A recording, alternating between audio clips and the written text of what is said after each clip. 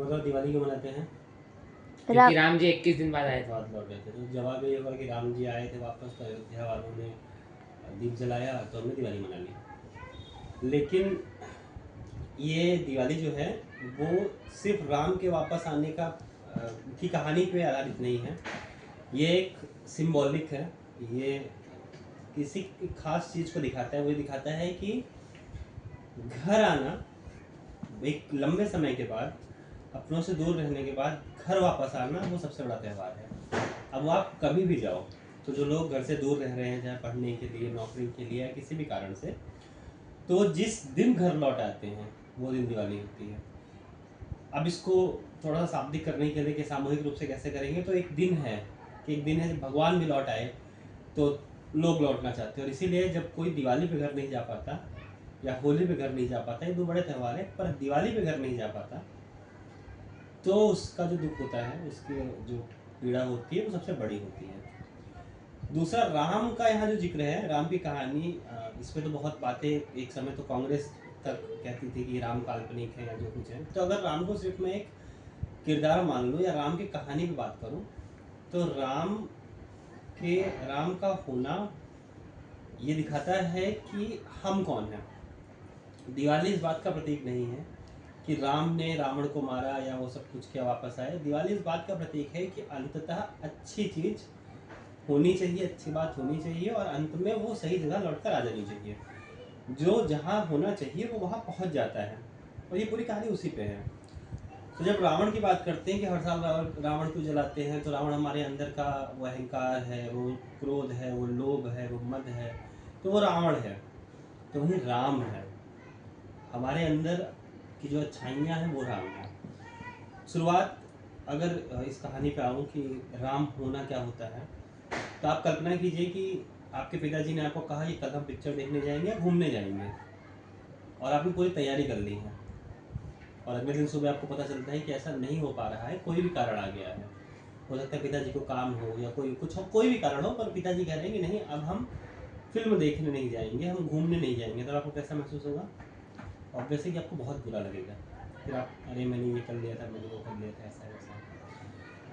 अपने समय के सबसे बड़े राज्य के सबसे बड़े राजा बनने जा रहे थे राम।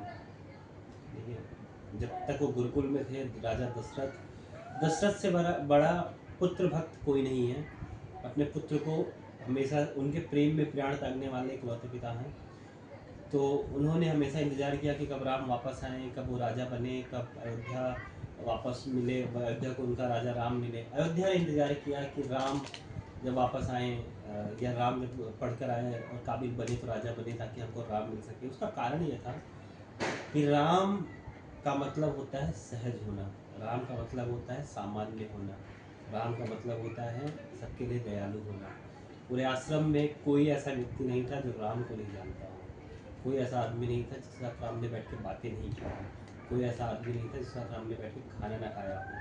छोटे बच्चों को, अपने भाइयों को माँ का स्नेह देते थे, वहीं अपने साथ काम करने वाले लोगों को, भाइयों का। और राजवंश से आते थे और सबको पता था कि अल्टीमेटली राजा बनेंगे। उसके बाद भी उनके अंदर की जो सहजता थी, सबके साथ बैठना उठना, गुरु माँ का हाथ बटाना, जंगल के काम करना, आश्रम के काम करना, सबके साथ विनम्र रहना, ये राम को राम बनाता था।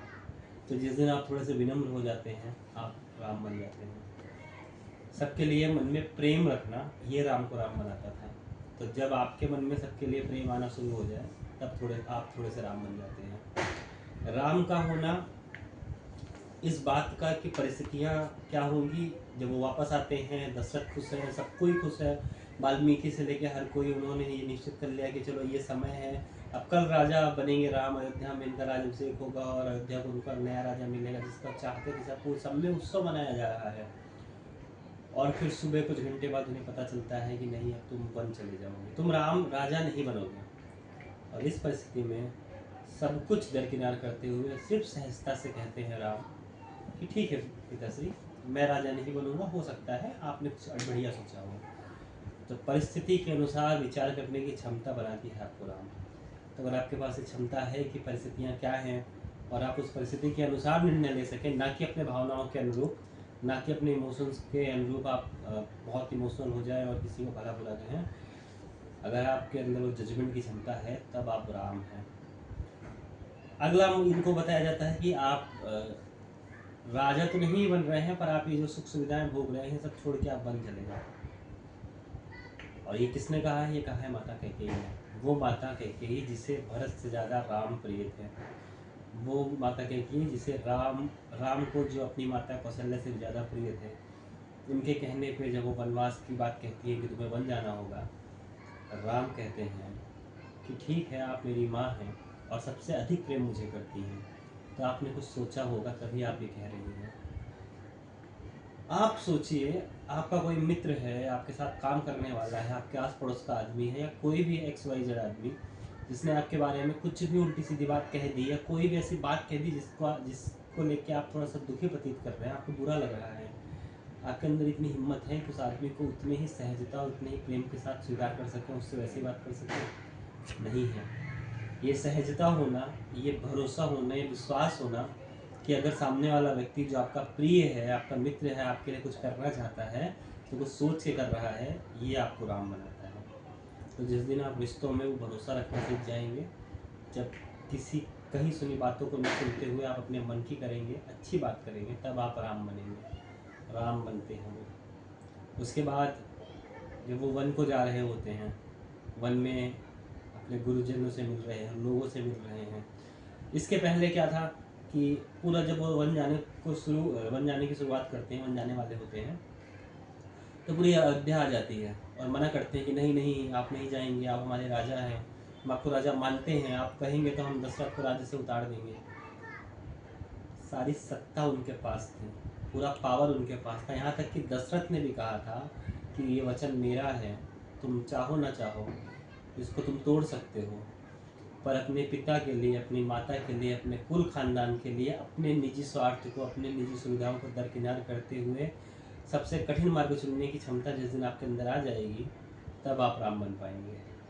क्योंकि अपने कुल के लिए, अपने पिता के लिए, अपने परिवार के लिए अपना सब कुछ त्याग करने की क्षमता, ये राम को राम बनाती है। इसके बाद जब नगरवासी कहते हैं कि नहीं, हम दशरथ को हटा देंगे, या आप राजा बनिए, जो कुछ करना है आप करिए,